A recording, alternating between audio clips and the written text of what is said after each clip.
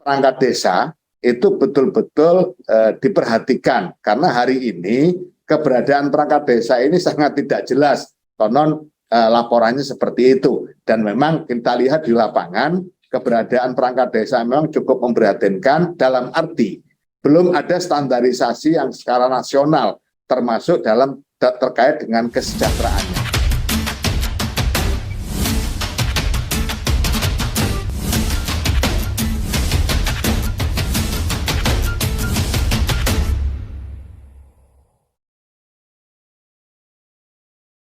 Menteri Desa, Pembangunan Daerah Tertinggal dan Transmigrasi Abdul Halim Iskandar menegaskan masa jabatan kepala desa bukan isu utama yang menjadikan Undang-Undang Nomor 6 Tahun 2014 tentang desa layak direvisi.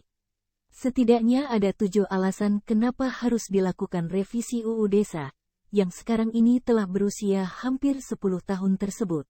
Dia menyebutkan 7 alasan penting yang melatar belakangi urgensi revisi UU Desa, antara lain status desa dalam tata kelola pemerintahan (NKRI). Berikut ini pemaparan lengkap dari Gus Halim saat menjadi narasumber dalam webinar Urgensi Evaluasi Undang-Undang Desa di Tengah Hiruk-Pikuk Pemilu 2024. Acara ini digelar Lembaga Penelitian, Pendidikan dan Penerangan Ekonomi dan Sosial secara virtual, Senin, tanggal 10 April tahun 2023. Silakan. Itu kok masih ada nggak kedengar katanya gitu. Mohon maaf. Saya ulang, Assalamualaikum warahmatullahi wabarakatuh. Selamat pagi dan salam sejahtera untuk kita semua. Salam, Om Swastiastu, Namo Buddhaya, salam kebajikan. Waalaikumsalam warahmatullahi wabarakatuh, Gus Menteri. Pak Menteri. Terima kasih. Yang kita banggakan dan kita hormati bersama Prof. Jimli, mudah-mudahan beliau sudah hadir dan sangat kita harapkan nanti pikiran-pikirannya. Juga ada Bapak Triyaka Lisdianta, Direktur Program Pendidikan dan Pengembangan LP3IS, Pak Fahmi Wibawa tadi yang sudah menyampaikan pengantar, dan Pak Sofyan Syab, Ahli Sosiologi Pedesaan, dan seluruh peserta webinar yang saya banggakan. Pertama, saya bersyukur pada pagi ini bisa ikut menjadi bagian dari forum yang sangat luar biasa. Meskipun saya juga mohon maaf, mungkin nanti saya tidak bisa mengikuti secara berkelanjutan, tapi saya sudah menyiapkan salah satu anggota tim untuk review Undang-Undang Desa, Undang-Undang Nomor 4 Tahun 2014. Undang-Undang Nomor 6 Tahun 2014, Pak Bito yang sudah terlibat sejak proses draft penyusunan dan pengesahan Undang-Undang Nomor 6 Tahun 2014. Beliau orang lama di Kementerian Desa.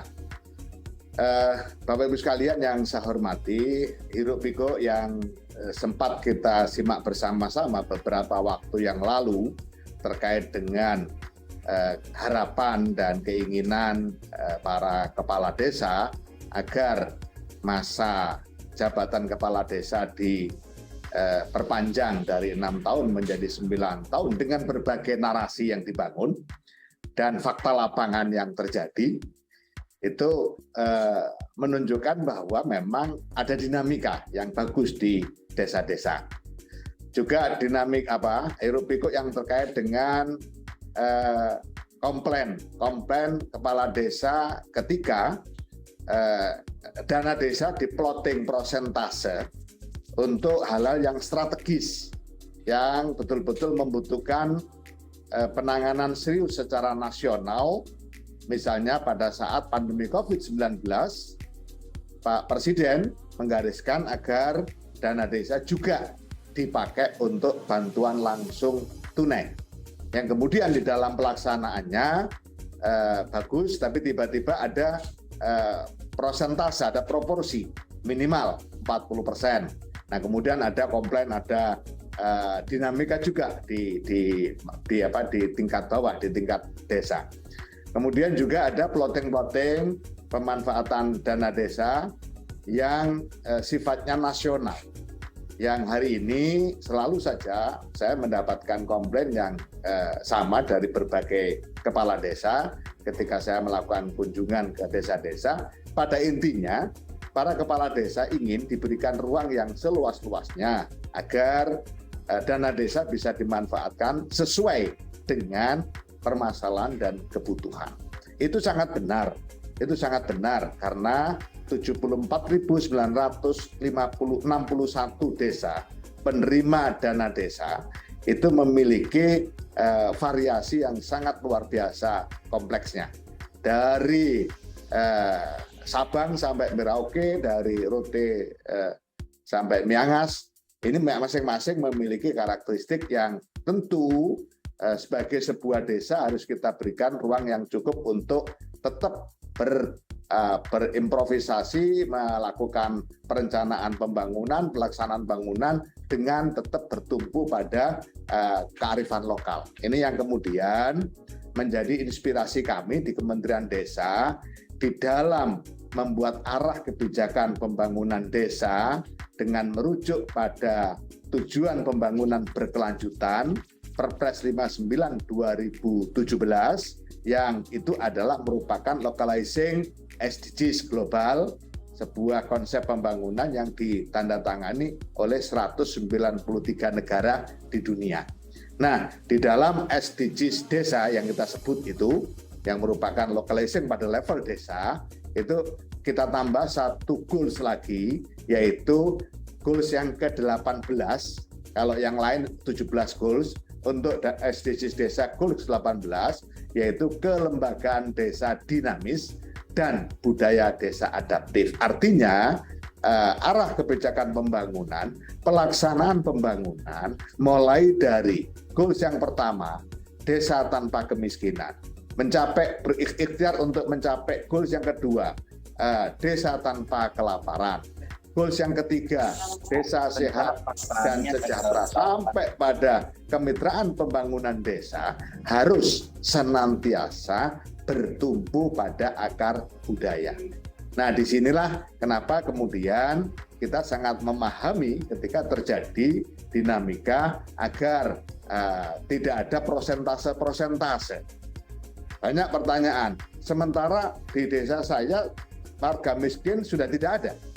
Apakah kemudian masih harus diploting dana desa untuk BLT dan seterusnya? Nah, Bapak Ibu sekalian yang saya hormati, satu hal yang ingin saya sampaikan bahwa kondisi hari ini desa memang amat sangat dinamis. Desa memiliki daya tarik yang luar biasa.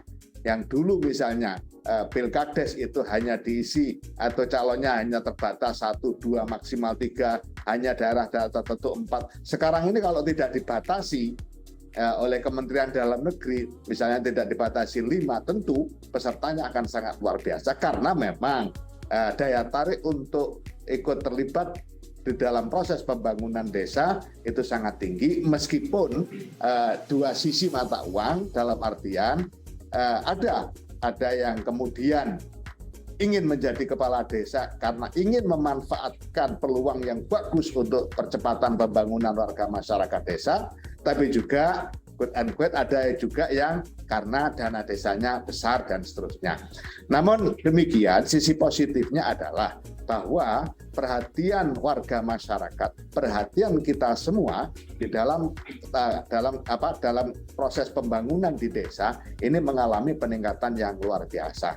Dan ini ditunjukkan juga dengan munculnya kepala desa yang bagus, kepala desa yang kreatif, kepala desa yang inovatif. Sebagai bukti misalnya, dengan pengelolaan dana desa yang bagus, kita menemukan beberapa ratus desa dari sangat tertinggal mengalami loncatan yang luar biasa menuju maju dan bahkan ada yang mandiri.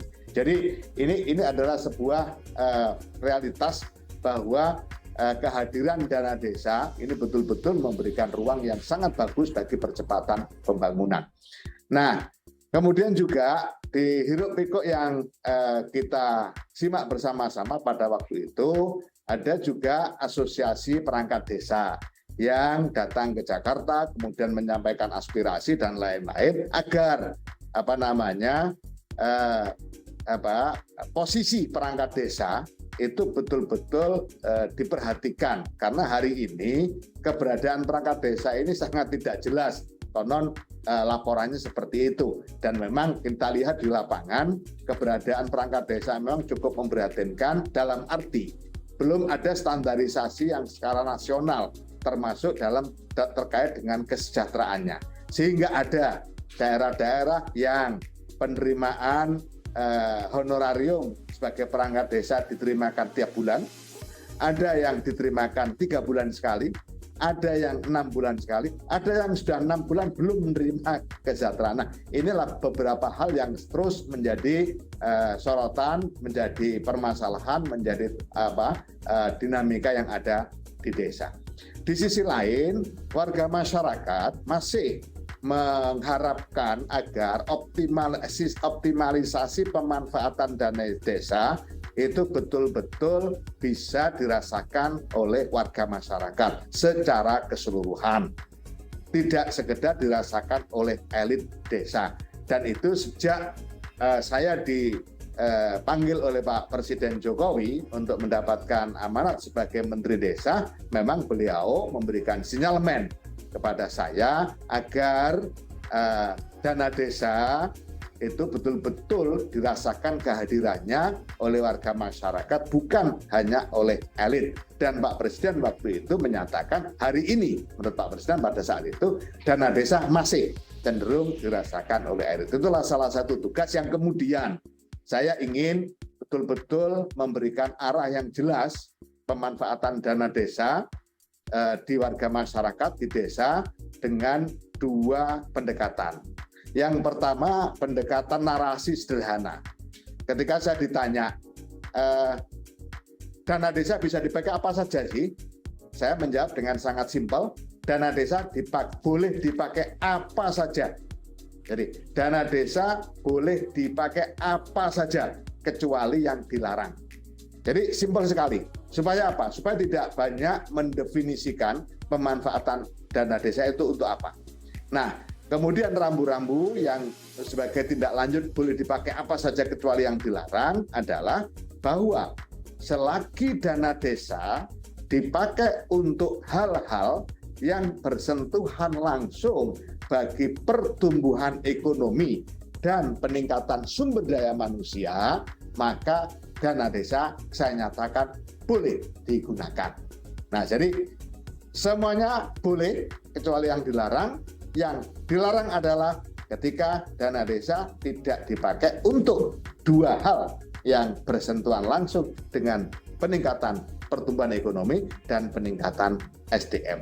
Nah, sehingga pertanyaan-pertanyaannya yang muncul di desa bisa kita balik dengan pertanyaan balik. Misalnya, boleh nggak dana desa dipakai untuk membangun kantor desa? Kita tanya balik, apakah pembangunan kantor desa bersentuhan langsung dengan upaya untuk meningkatkan pertumbuhan ekonomi dan peningkatan sumber daya manusia atau tidak? Kalau tidak, ya belum boleh. Apakah boleh dana desa untuk bangun gapura dan seterusnya? Apakah boleh dana desa untuk membangun lumbung desa, lumbung beras? Nah, jelas. Kalau ditanya balik, apakah pengadaan lumbung beras itu akan memberikan dampak langsung terhadap pertumbuhan ekonomi atau peningkatan sumber daya manusia? Ketika jawab iya, maka dana desa boleh dilakukan. Nah, ini adalah sebuah ruang yang memang kita bikin sedemikian luasnya agar betul-betul sesuai dengan harapan warga masyarakat. Nah, yang kedua, pendekatan yang kedua, kita melokalising SDGs tadi dengan diksi dan narasi tolok ukur yang sangat operasional. Misalnya, goals yang pertama, desa tanpa kemiskinan. Artinya bahwa pembangunan di desa harus mengarah kepada terwujudnya desa tanpa kemiskinan. Yang kedua, desa tanpa kelaparan. Stunting berarti masuk di sini. Berarti membangun desa, memanfaatkan desa, apapun dana yang ada di desa harus digunakan sebesar-besarnya untuk terwujudnya desa tanpa kemiskinan. Nah, ini kemudian kita bikinkan sistem yang warga masyarakat, perangkat desa bersama dengan warga melakukan pendataan, memasukkan data real yang ada di desa. Dari situ akan terbaca, oh, permasalahan kemiskinan di desa saya ternyata cukup tinggi, dan seterusnya. Yang pada intinya adalah kami ingin mengajak membangun sebuah pola baru di dalam perencanaan pembangunan, bukan berdasarkan pada keinginan elit saja, tetapi betul-betul berdasarkan pada permasalahan dan kebutuhan warga. Nah, satu-satunya cara untuk menyadari akan adanya masalah di dalam desa tentu dengan adanya data-data yang bisa kita sodorkan yang dikumpulkan untuk desa itu sendiri. Alhamdulillah sampai hari ini sudah sekitar 70% desa-desa sudah memiliki data yang cukup akurat, cukup valid, by name by address, dengan kondisi yang sangat bisa dibaca oleh utamanya warga desa, dan ini menjadi bahan penting di dalam menyusun rencana kerja pembangunan desa. Bapak Ibu sekalian yang saya hormati, oleh karena itulah maka berbagai dinamika tadi yang bermula kemudian muncul terkait dengan perpanjangan masa jabatan kepala desa, keberadaan eksistensi perangkat desa dan lain-lain, ini memang membutuhkan respon yang positif, respon yang utuh, total, yang memang terkait dengan beberapa review terhadap beberapa hal yang ada di Undang-Undang 6 tahun 2014. Misalnya status perangkat desa. Ini amat sangat penting. Sehingga pada hakikatnya kebutuhan untuk melakukan revisi atau review atas Undang-Undang 6 2014 bukan semata-mata untuk kepentingan perpanjangan masa jabatan kepala desa. Karena untuk urusan itu urusan yang paling sederhana. Tapi yang terpenting adalah pertama, terkait status desa dalam tata kelola pemerintahan Negara Kesatuan Republik Indonesia. Itu harus diperjelas, diperkuat. Yang kedua, kewenangan desa dan pemerintah desa dalam mengatur dan mengurus rumah tangga desa dan kepentingan masyarakat desa. Kemandirian desa, diberikan ruang yang cukup untuk membuat perencanaan dan pemanfaatan dana desa. Termasuk di sini terkait dengan arah kebijakan pembangunan desa, dan kalau data-datanya sudah sangat valid, ini akan sangat memberikan ruang yang sangat terarah bagi pembangunan desa. Yang ketiga misalnya alokasi dana pembangunan desa yang bersumber dari APBN. Nah, ini yang juga terus saya sampaikan kepada kepala desa, kepada warga masyarakat desa, bahwa dana desa itu bersumber dari APBN. Oleh karena itu, dana desa harus menjadi bagian dari pencapaian strategi pembangunan nasional. Harus menjadi bagian dari penyelesaian berbagai permasalahan nasional. Maka ketika ada COVID-19, kemudian dana desa dipakai BLT, itu adalah bagian dari pemanfaatan APBN untuk pembangunan secara nasional karena memang lagi ada pandemi. Kemudian status kepala desa dan perangkat desa, ini juga perlu diperkuat dan dipertajam lagi di dalam proses revisi atau review Undang-Undang 6 tahun 2014. Operasional pemerintah desa. Ini yang juga menjadi dinamika yang tinggi di desa. Kepala desa butuh banyak anggaran untuk melakukan komunikasi, pembinaan kepada masyarakat, sementara tidak ada dana operasional untuk pemerintah desa. Alhamdulillah, sejak 2023 ini Pak Presiden sudah memberikan izin untuk dipakai 3% dari dana desa boleh dipakai untuk operasional pemerintah desa. Dan saya selalu berharap kepada Kementerian Dalam Negeri agar pertanggungjawaban dana operasional pemerintah desa ini dilakukan dengan sangat sederhana supaya tidak malah menjadi sumber masalah baru bagi kepala desa. Kasihan kalau dana kepala desa untuk nyumbang warganya yang kesusahan karena kecelakaan, mohon maaf, atau karena meninggal, terus harus menyiapkan kwitansi dan lain-lain. Ini rasanya kok kemudian bukan memberikan kemudahan kepada kepala desa, tapi justru memberikan beban baru bagi kepala desa. Dan saya sudah sampaikan juga kepada BPKP agar SPJ pemanfaatan dana desa untuk operasional pemerintah desa bisa dilakukan dengan cara lumsum.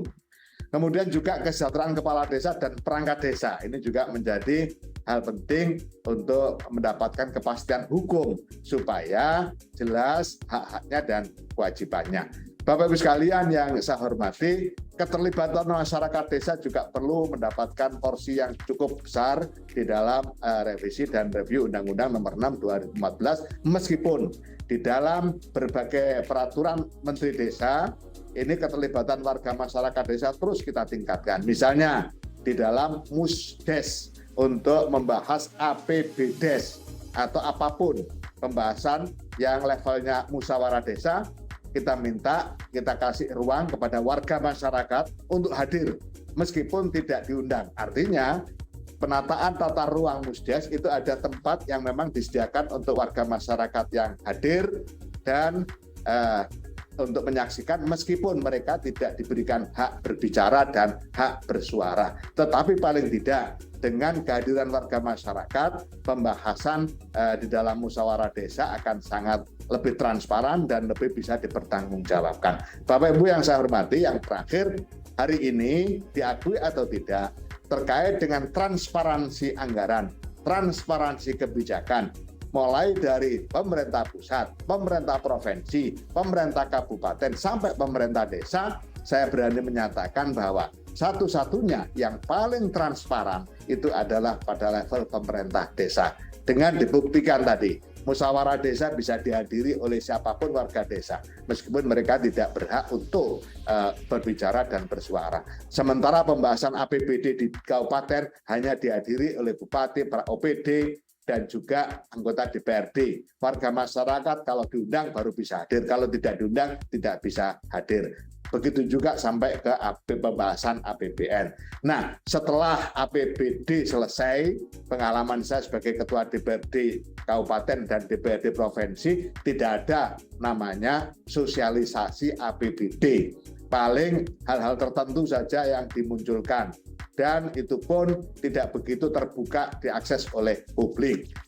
Bahkan DPR pun tidak banyak tahu secara utuh terkait dengan APBD-nya. Tapi di desa, setelah APBD disahkan, harus dipasang di tempat-tempat strategis. Di situ ada penjelasan sisi penerimaannya, dana desanya berapa, kemudian ADD-nya berapa, kemudian pendapatan asli desa dari BUMDes berapa, dan seterusnya, sehingga total penerimaan desa dalam 1 tahun anggaran berapa, pemanfaatannya untuk apa saja, itu tertuang dalam rangkuman APBDes dan dipasang di tempat-tempat strategis. Ini adalah sesuatu yang sangat bagus dan harus terus kita tingkatkan, dan ini juga perlu mendapatkan posisi atau mendapatkan aturan atau dinormasikan di dalam undang-undang revisi Undang-Undang Nomor 6 Tahun 2014. Jadi kesimpulannya Bapak Ibu sekalian, kebutuhan untuk melakukan revisi Undang-Undang Desa bukan semata-mata terkait dengan aspirasi perpanjangan perakaran kepala desa, tapi jauh lebih besar dari itu, jauh lebih umum dari itu, dan sangat strategis. Urusan masa jabatan kepala desa adalah hal yang sangat teknis dan bagian kecil dari kebutuhan untuk revisi Undang-Undang Nomor 6 Tahun 2014. Saya pikir demikian, sekedar untuk hal yang bisa saya sampaikan. Sekali lagi saya mohon maaf tidak bisa membersamai sampai berakhirnya webinar ini, namun saya sudah menyiapkan Pak Bito sudah siap di forumnya, di tempatnya untuk merespon dan memberikan feedback terhadap berbagai hal yang nanti yang berkembang di webinar ini. Sekali lagi terima kasih, mohon maaf, Allahumma a'fiq lam thoriq. Assalamualaikum warahmatullahi wabarakatuh. Waalaikumsalam warahmatullahi wabarakatuh.